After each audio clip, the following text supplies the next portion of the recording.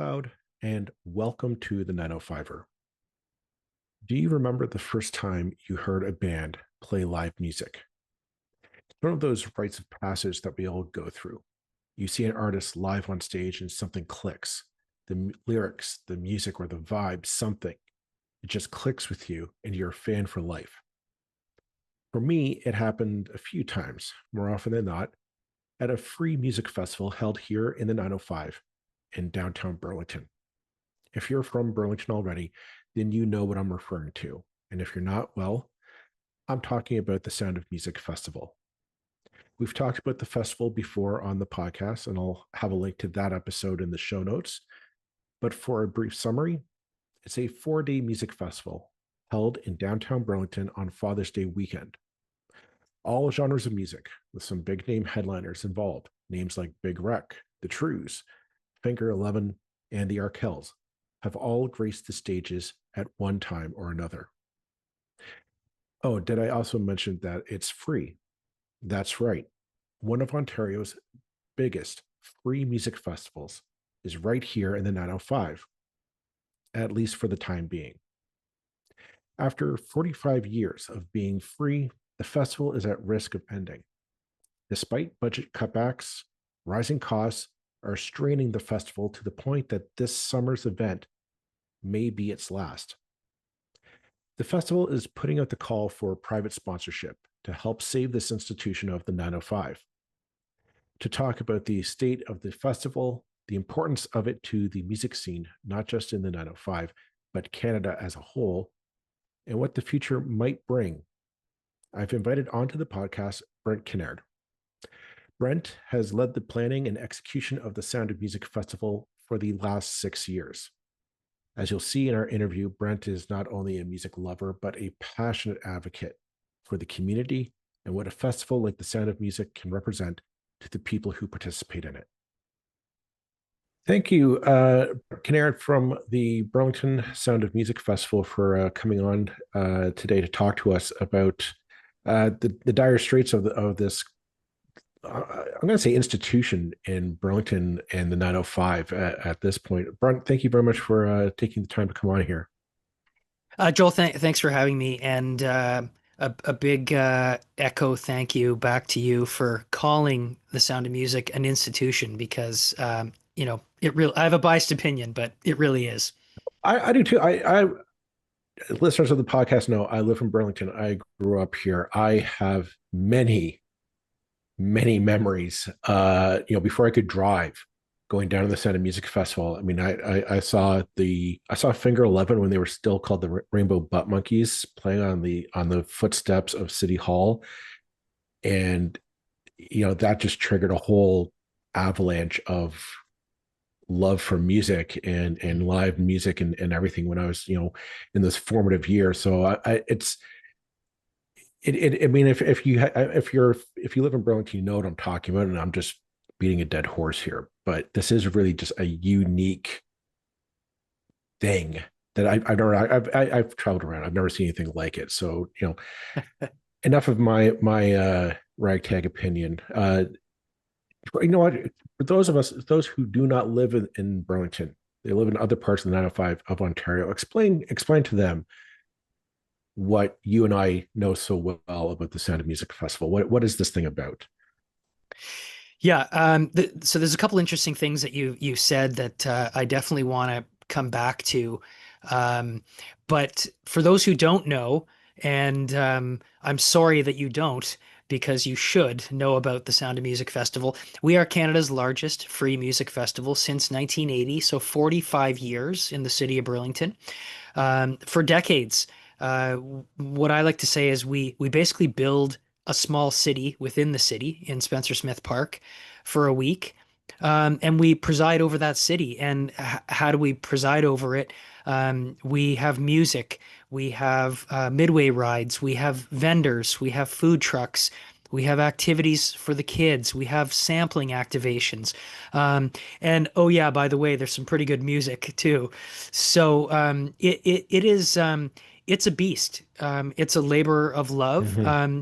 You can't imagine it unless you've been to it. And certainly, I can tell you, it's a very unique perspective when you see it being built from behind the scenes. I can attest to that as well. Years ago, I volunteered with the fundraising committee for the festival, and it was very interesting to see. I mean, for a while, I was the only. I just knew it as I go down Father's Day weekend in June, and you choose the bands that you want to see, and you go see them. But seeing how it's brought together for like those months, in reality, it was like the year beforehand, seeing all the wheels that are turning behind the scenes, and really the labor of love that there is from all walks of life from Burlington. It's not just the business community, but there are people who are music lovers, who are just festival lovers, sense of community lovers that come Yeah. together behind the scenes to kind of make this thing going while the rest of us go on with our lives is really something to behold. Unfortunately, the reason why we're having this conversation is the festival is in dire straits, and I'm wondering if you can maybe elaborate a bit on that, because this isn't a new. Really isn't a new state of affairs. This kind of has been coming for a while, if I'm not mistaken. Yeah, I mean, this will come as no surprise to anyone to continue to sustain an event of our size and scale, and continue to offer it for free, which is absolutely the mandate. This is barrier free. This is families. This is everyone is welcome to come out and enjoy, and there should be no barrier to enjoying a community event, enjoying live music, enjoying an experience like this with your family. And so, when you look at it from a size and scale and what we build, and you look at it from a, ongoing challenge perspective, we have we're firing on all cylinders except one. We have an incredible army of volunteers.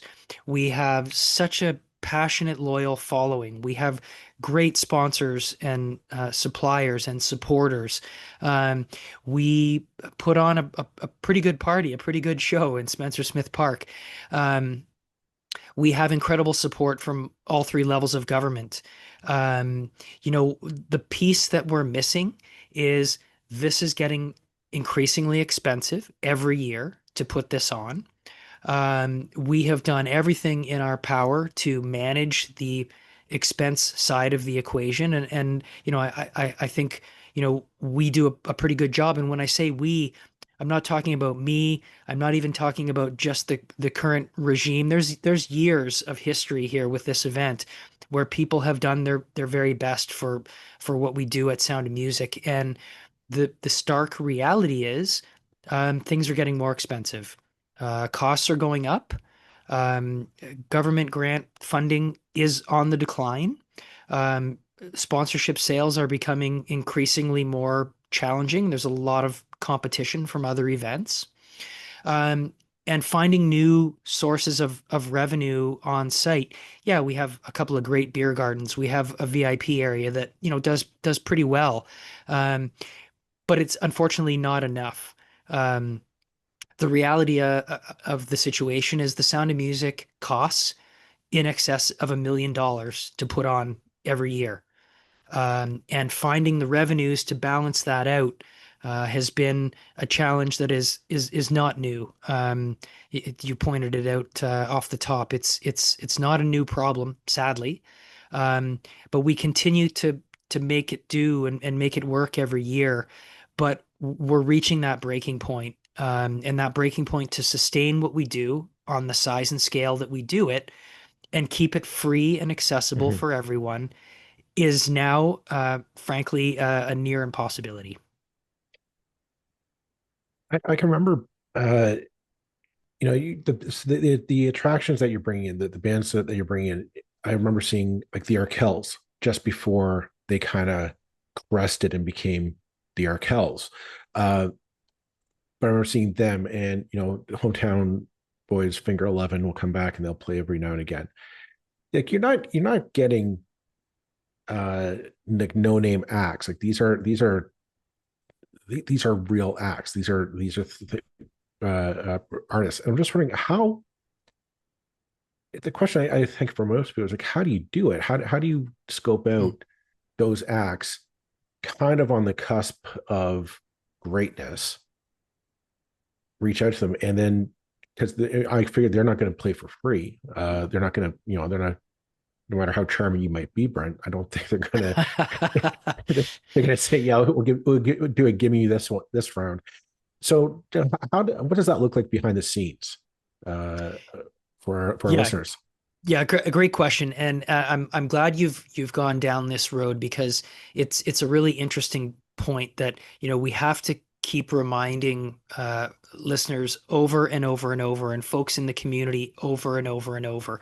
A very big part of the mandate of Sound of Music is promoting local and emerging artists and providing a stage the size and scale of ours, providing a professional production and stage crew, and taking a band who's here and ready for their career to take the next step, and we help them do that. And I want to underline, we help them. We're not responsible for the Arkells being the sensation that they are, or Finger 11 or Walk Off the Earth. In no way am I taking credit for their successful Mhm. career, but what I am saying is we've played a part in that. We have had a role to play in propelling artists to the next level of their career. And we continue to do that with our Battle of the Bands competition, our local stage, with our partner, our current presenting sponsor is the Burlington Performing Arts Center. We had a dedicated stage the last 2 years outside of that venue. Um, with the entire lineup programmed, all local artists, all Hamilton and Burlington artists. So that's a really important point to make. But back to your overall question about how we go about this. There's some interesting little nuances in the business. Um, there's terminology used like routing and radiuses and other clauses and that sort of thing. And what all of this means is, it's a negotiation.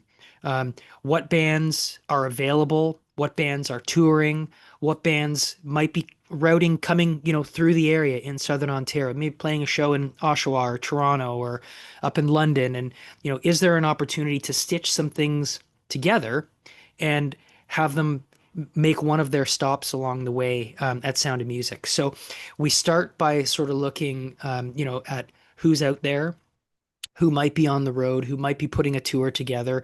Maybe there are some dates in our area that have already been announced. And is there an opportunity to get them to make a stop here? We also look at making sure that we continue to diversify the lineup in genre and in every other way. And so we sort of start with headliners. Here's our wish list. Here's who we'd love to get. Here's who's available and is a real possibility. And once we get those headliners locked in, then we start to build the lineup, down from there. And we love the theme nights too. Mhm. Having some retro 80s stuff is super fun. Having classic rock, of course, great stuff. The 90s alt, some country in there as well. Um, I'm and very always thankful you look, didn't. I'm very thankful you didn't throw the '90s into classic rock there, because yeah. that might have killed this interview right then and there. No, I said you can see Eddie Van Halen over my shoulder here. So There you go. yeah, it's a very different genre, that's for sure. No, and also looking at, what else uh, responsibly should we be looking at? What's important to make sure that there's something for everyone. So, jazz and blues and roots and folk, we haven't done a lot of those genres, but we're slowly working our way into Mhm. rounding out the lineup with some more of that. So, long-winded answer, I apologize, but it really No, does start with kind of who's a good fit, who's available, right. who do we think, and then the pieces start to come together. And about how far in advance are you doing this legwork? We'll start usually in September, October with Mhm. some initial conversations around, what our vision is, and start doing some of that research, on some of the things that I mentioned. And then usually by around Christmas time, we've got some early pieces, and usually the top end of the lineup is starting to take shape from there. And I mean, and you're playing spots for Thursday, Friday, Saturday, Sunday. It's just 4 days that you're filling spots for. So it's not like eh, I think like I grew up in the '90s, so we had music festivals like every other week, and it felt like around the area, and but it'd just be the one day, 1 or 2 days. But you're talking Yeah. 4 days Yeah. of performance. Um, And three stages, four and days and three stages. right, Yeah. all around the downtown core of Burlington. The so understandably that takes a lot of money, a lot of resources to put together. Um, what's the state of the festival right now then, uh, as you're seeing it coming off the most recent one? Well, I go from smiling and talking about happy stuff, and here comes the doom and gloom. The reality is it's been a bit of a slow burn over the last few years, with resources starting to dwindle a little at a time, and up against post-COVID era and the rising costs of everything. So this is not a new problem. It's been something that we've seen coming. It's been something that we've tried to stave off, as best as we could over the last, few years. But the reality is, I hate to, push the dramatic, but you know, it's it's the reality too, and that is, it is entirely possible that we may well have seen the last Sound of Music this past June. We are in a position, right now today, where unless we have an injection of support, it is very sadly probably the end. And you have no idea how much it pains me to say that. Mm. I saw some of our amazing volunteers actually just earlier today at another community event. Um, and, it was great to see. There was probably 8 or 10 of them there. And, there's a great camaraderie with this group of people. And they're incredibly passionate. They're wonderful humans that have given lots of their time and talent and energy, and it's hard for them as well, to have these kinds of conversations and for that reality to be there. um Most people who know me associated with sound music know that it's not just a job for me. It's a passion. I love it more than anything. um and it gets me very emotional because of that. And so I'm a crier, Joel, just so you know. I might cry at some point in this That's podcast. okay. This is a um safe space. I appreciate that. And I cry with my volunteers. This is no joke. Mhm. I'm being dead serious when I say this. Anyone who's listening and knows some of the volunteers or knows me or has seen what has happened on site, I care about these people, and I care about what we're doing. And it's hard to see us in the spot that we are now. See, here I go. Well, I can attest to the camaraderie that exists behind the scenes because I did, as I said, I did volunteer uh, years ago, and you can see it. Like there's a sense of family and there's a sense of purpose and determination to, like, this year has to outdo last year's festival. And it was kind of refreshing to see. There's a lot of cynicism out in the world, and it was kind of nice to see a group of people that just no, I just want to have a party, right? It's just, I want to throw a really really awesome party. Is kind of what it came down to, and I was like, there's something to be something very refreshing about that, uh, in the days that in the current times that we live in. Um, I know in the press release that you sent out, you had mentioned, the dwindling uh, government funds coming in, both at the Ontario and federal levels. And I just want to talk about that because I mean, I'm not trying to stir the pot, but I did notice that the notice goes out and there seems to be a quick distancing on the part of the city. And I know at the federal level, I haven't heard anything at the provincial level just to say, oh, well, we're giving as much as we can. And I was always puzzled by. It's just how well, as how much of the cuts back from public arts grants and festival grants would be impacting into this decision uh, uh, uh, to where we are now? Yeah. Look, is it a factor? Yeah, absolutely. Um, the fact of the matter is government grant funding is on the decline. That is an indisputable fact. It is happening. We are not the only event or festival. Others are echoing the same thing. So anyone who tells you that government grant funding for arts and culture and events like ours isn't going down, they're not telling the truth. That's a fact. Um, so will it impact us? Yes, for sure. We also know that we have a responsibility to sustain ourselves and we have to find alternate sources of funding.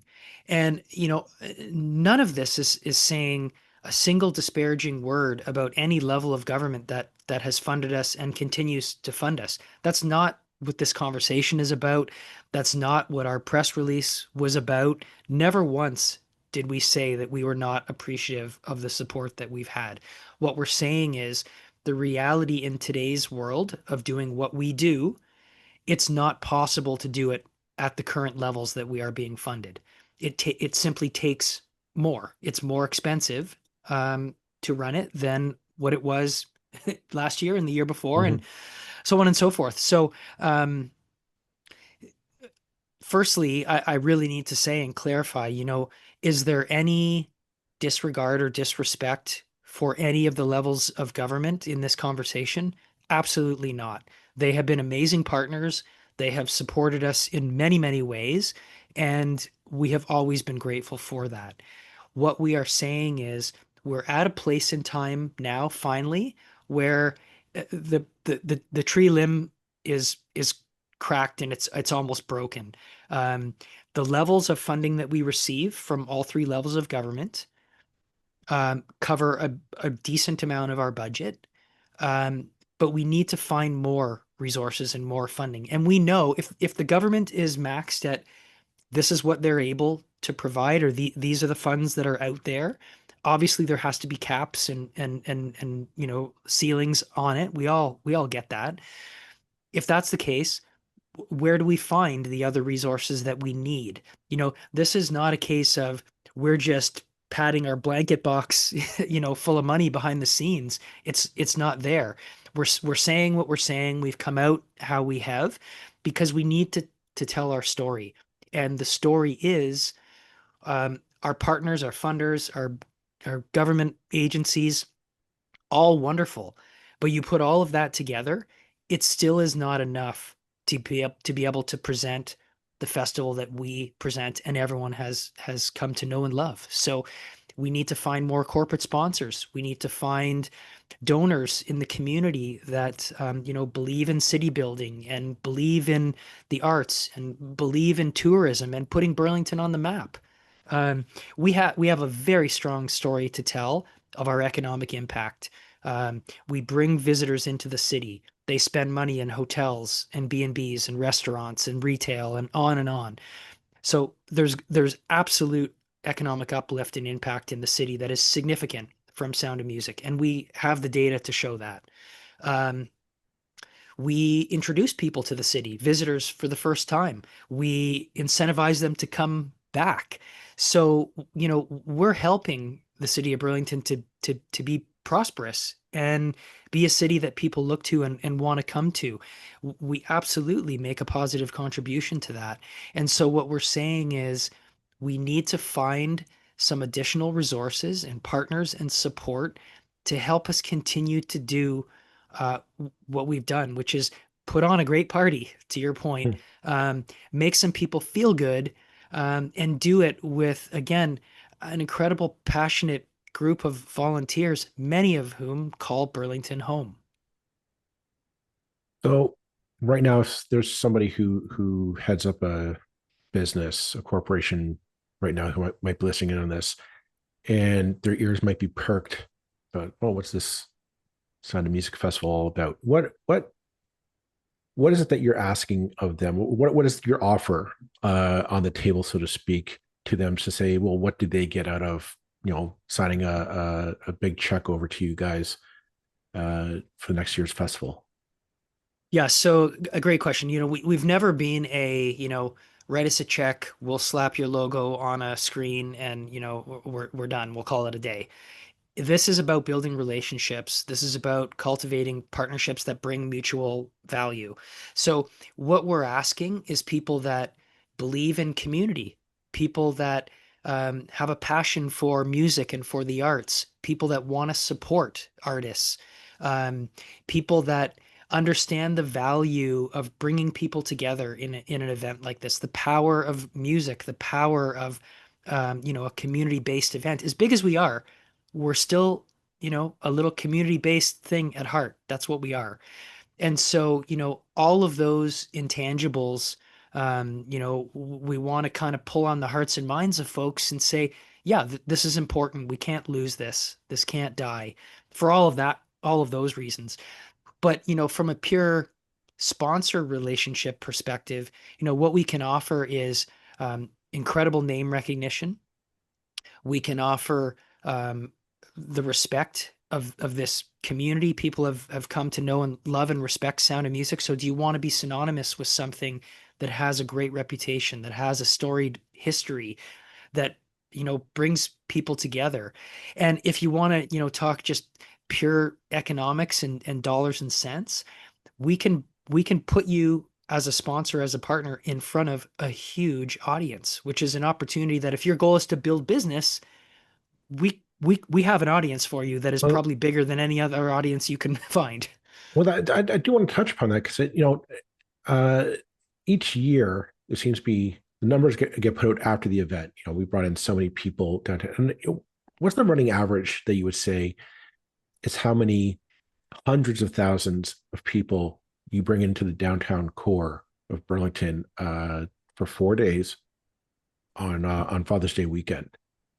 Yeah, so our estimate, and we have some scientific data to back this up, not the least of which we do some drone flying, and we can take pictures of the crowd and run it through a software program, and it basically estimates crowd Mm-hmm. size at a moment in time.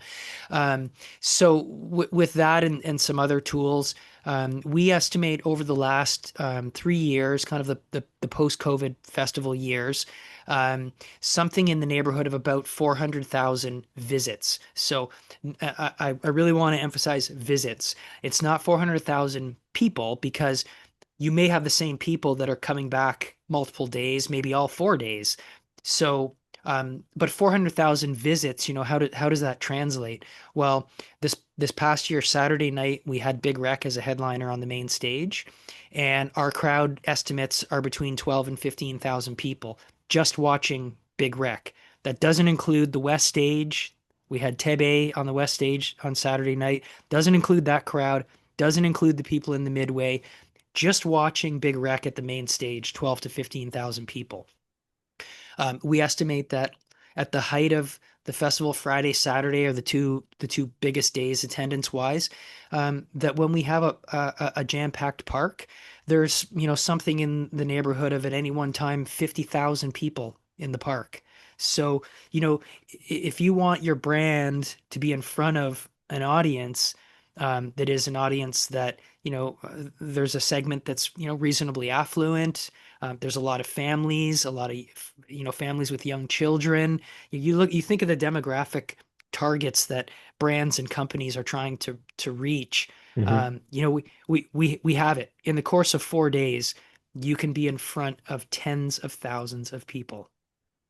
Not to mention, you'd have the PR credentials of being the savior of the Burlington Sound of Music Festival, which Yeah, that's not so that, bad, right? that's not such a bad thing to put on the website. I'll be Yeah. honest. Well, it's funny. I had a conversation with someone just this morning who was, pitching a potential idea of a brand and a possible sponsor that they might be able to connect us with. And they said, um, my pitch to them would be exactly as you've said. How would you like to contribute X, and you will be known as the company or one of a handful of companies that saved a 45-year tradition. Pretty Well, cool. that's the thing is, putting your knee next. I think of, I think my mind always goes back to the Arkells. The only reason why is I remember hearing their album, kind of their first album on the radio a bit, and it was just playing. I was like, oh, the Arkells are playing it there. So I'll go down, check them out, right? It's a free concert. I don't lose anything. And I like the one or two songs I heard. And I come down and I'm standing in the back, just, I'm one of those 400,000 heads in the crowd. And I'm blown away. Like these guys are put on a show. It is just, and Max, Cameron, the lead singer, says like this is the first time they've ever played to a crowd of that size. Before that, they were doing like clubs and concert venues, and they just like they blew me away. It was one of those things like I I became a fan in that moment. Like Yeah. I'm sitting there watching the show, and I was like, okay, I'm on the bandwagon now. I'm a fan, and I have been a fan ever since. I went and bought a shirt that day, and it was fantastic. But Hmm. that's kind of what you have a chance to salvage. Like there's a guy I want to take my kids down. They're getting to the age now where they're starting to get into music and whatnot. And I'm just kind of what's the next big thing that's going to come through that's going to Yeah. make it just wow them. Okay, I'm on this bandwagon. I'm this kind of fan.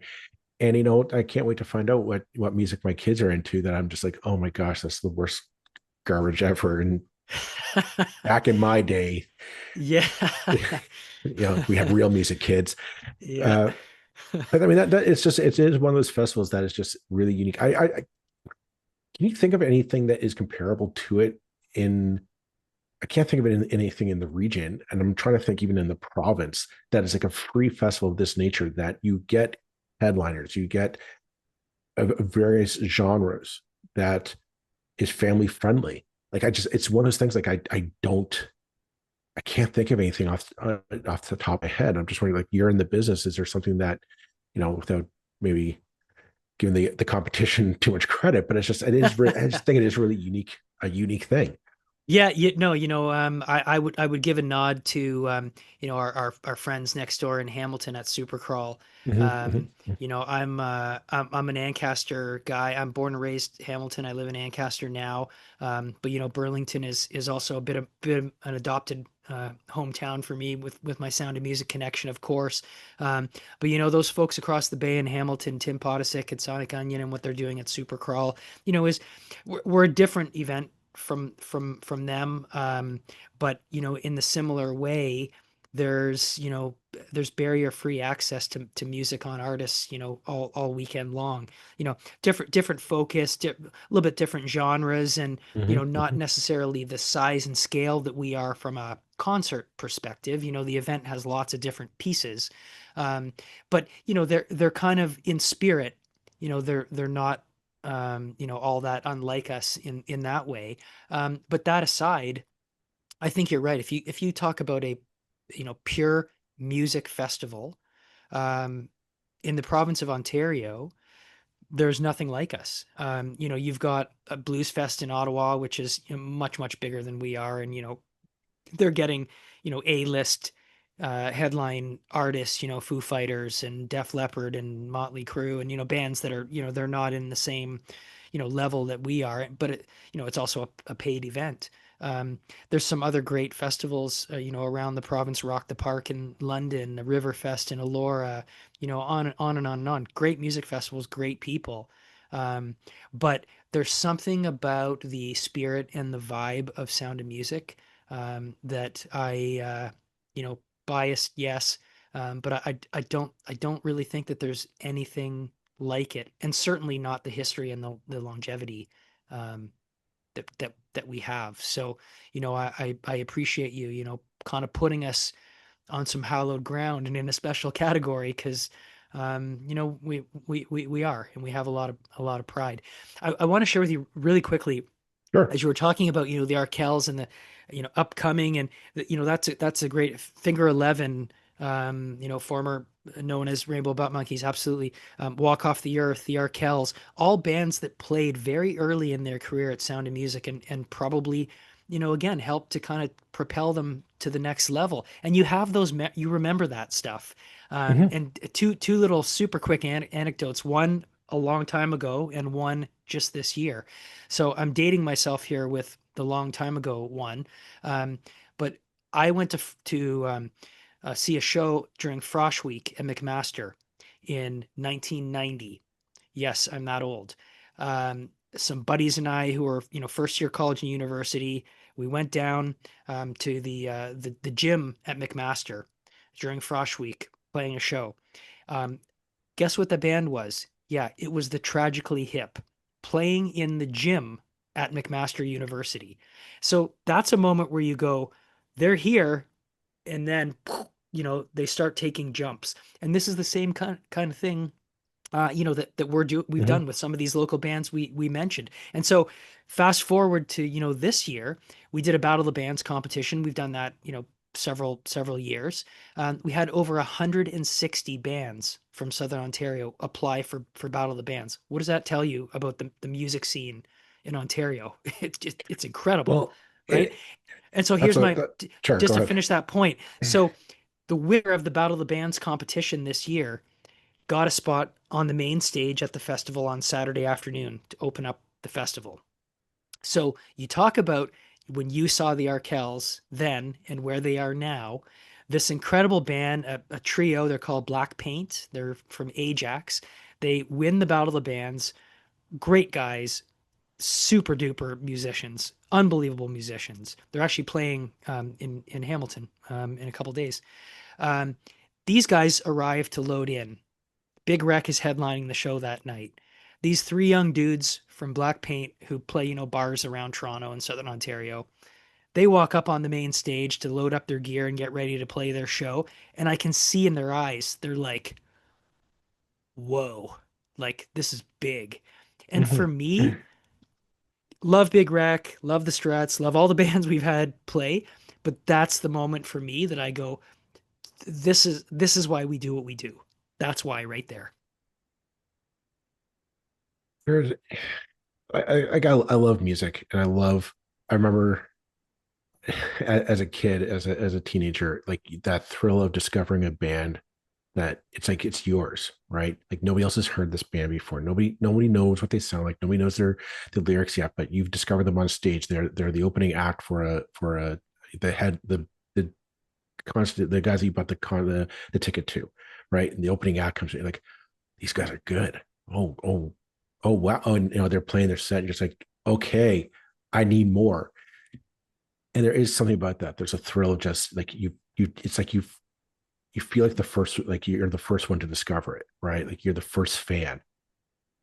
And yeah, I know what you're talking about because you get that, you go down to the Sound of Music Festival and you can walk around Brand Street and down through the park and whatnot, and you get some of kind of the side stages or side performers, and your ear picks up a song. Like, what is that? And you go over and you listen to it. And you say, all right, who's this? This is so and so, and you just like, okay, I'll keep an eye on it. And then yeah, like 2, 3 years later, I was going to say the radio, but we don't listen to radio anymore. But like, they show up in your Apple playlist or your Spotify, best recommended for you list. Like, yeah, I remember listening to them on the that Saturday afternoon or Friday afternoon or whatever have you.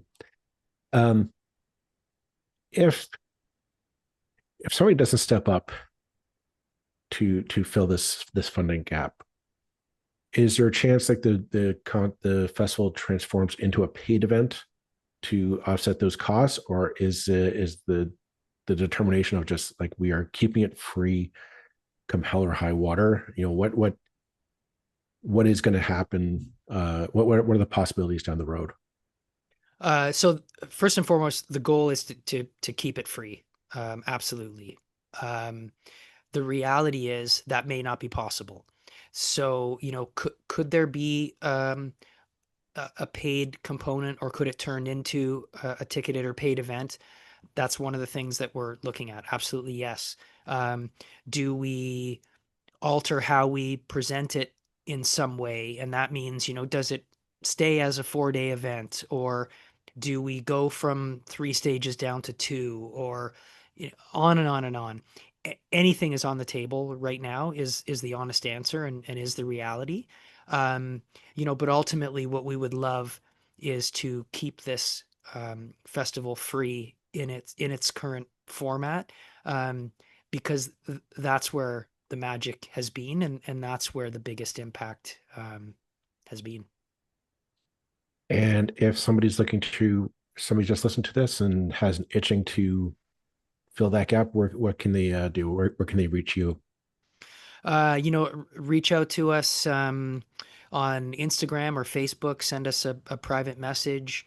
Um, you can absolutely track me down via our website at soundofmusic.ca. There's enough people around town that know who we are and how to find us. So if you want to track down Brent, you can find him, and I would love to talk with you. Fantastic. I'll leave it at that for this episode. Brent, thank you very much for taking the time to, well, I guess both of us just reminisce and go down memory lane for a bit, which was fun. Hmm. And best of luck to you and the festival. And we hope that you are around for many years to come. Yeah, thank you. I appreciate that. And Joel, a personal note to you. I really appreciate you reaching out and giving us the chance to tell our story. Thank you.